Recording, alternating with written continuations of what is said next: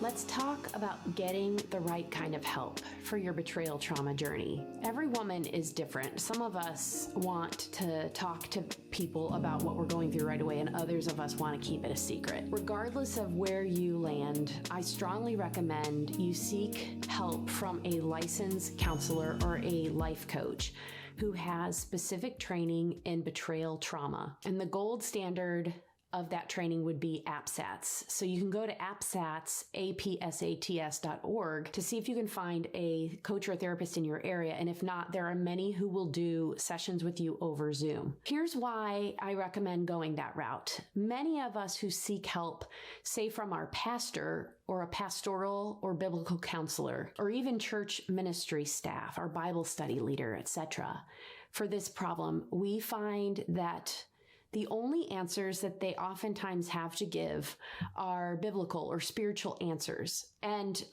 I love the Word of God. It is a tool for changing us and healing us, and it's amazing. But I liken it to getting a cancer diagnosis and only going to your pastor to get help for that, rather than also enlisting the support of a specialist like an oncologist.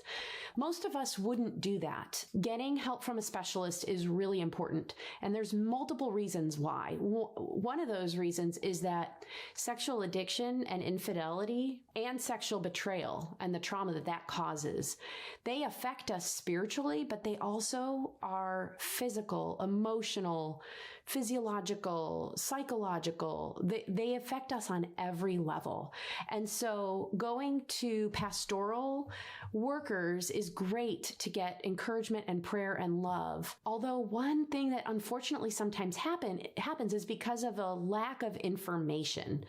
Many well-meaning pastors and ministry people make comments or offer suggestions to partners that are actually further traumatizing. Sometimes we are not believed. Our pain is minimized, and we're told to just look at our side of the street and see our sin as well.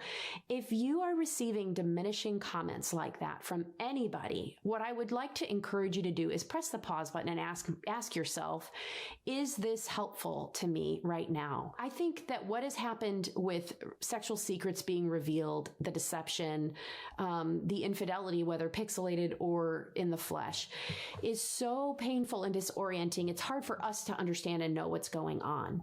And a lot of times we'll have many different voices in our lives of people that love us and want to help us.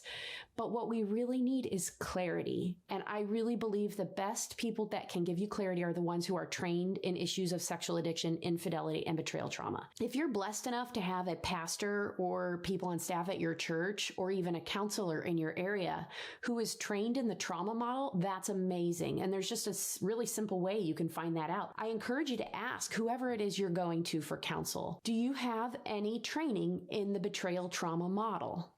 And wait for their response. What's interesting is lots and lots of counselors these days talk about pornography addiction and infidelity recovery for marriage being something they specialize in.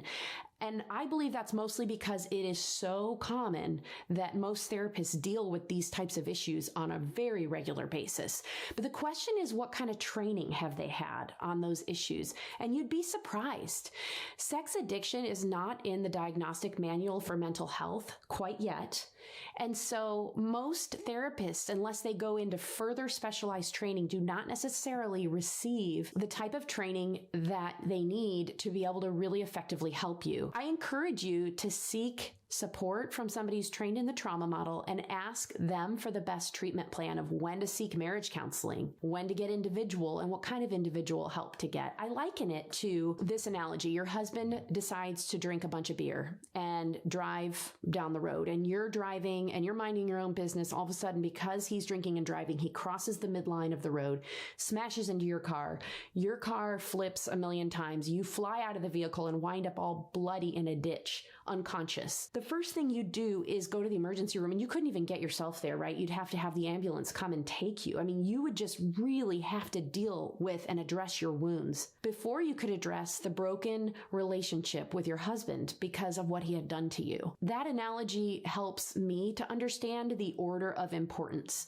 Now, if you're seeing somebody who has training in the trauma model, they will know how to integrate marriage counseling and the trauma work that you need and his sex addiction counseling work, and they will be able to do that for you. But those practitioners are few and far between. You have to look for them specifically on some of these resources like the APSET's website. So feel free to contact us here at Living Truth. We'd love to help you find professionals, coaches, and counselors who are going to do a great job with you in this area. So in the meantime, I encourage you to consider whether you need to break up with your current counselor or stop going to your pastor for counseling and advice in this area. Oftentimes, they're just not well equipped to deal with this. And one thing we'd love to see is for more pastoral staff to get their own training in how to counsel couples that are going through this, because it is the big issue of the day that so many couples are going through.